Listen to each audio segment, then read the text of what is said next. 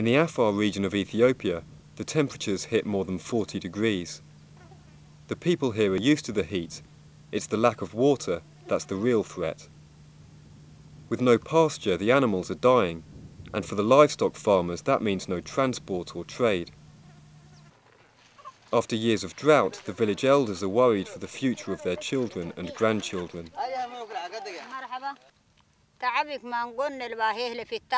The biggest problem is water. Because of the poor rains, our livestock are dead or dying.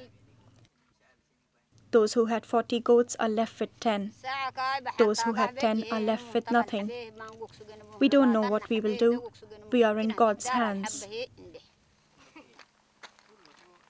It's the women who fetch the water from the nearby ponds, but they will soon dry up, and that will mean an all-day walk to reach the nearest source.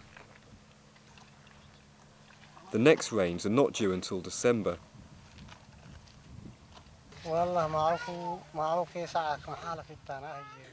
We prefer to have our livestock than to rely on aid. Livestock acts as a resource which can be used as capital and sold for cash or food. Food aid will only be an asset in the short term. This is sorghum, one of the staple foods, given to this family by a local NGO. Across Ethiopia, at least 6.5 million people are in need of emergency food aid. Another 7 million receive cash or food each year. Rising food prices mean villagers who used to trade 1 goat for a bag of grain now have to give 3. The global price increase is really also linked to the global aid system. So the World Food Programme, which assists people with food that it purchases on global markets, is suddenly finding that the budgets it had last year that it was planning around are just stretching far shorter than they would normally. It means the pipeline for food has broken. People are receiving aid 2, 3, sometimes up to 6 months delayed, and they're finding it very hard to cope. We're seeing increased rates of malnutrition. At the centre of power in Addis Ababa, the government talks of an Ethiopian renaissance. The economy is growing in double digits, and the hope is that rising trade, investment and tourism can help to pull the country out of poverty. Here in the heart of Afar, 10 hours drive from the capital, it's a different world. Even so, the regional authorities want to show their part of the Ethiopian success story. The problems in Afar began when the April rains failed, but even though we have a problem with lack of rain and pasture, the government has the situation under control.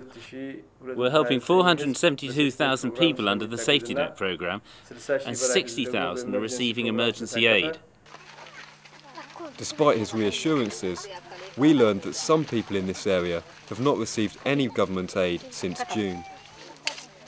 This is not the first time the rains have failed. Actually, the last few years in those areas have been bad. So people are dropping out of their way of life. And you're seeing people adapt, trying to cope by reducing their meals, taking children out of school, migrating, and making irreversible decisions, like selling off the last of their livestock to go to cities to beg, or to start engaging in small-scale trading without really any training or any capital.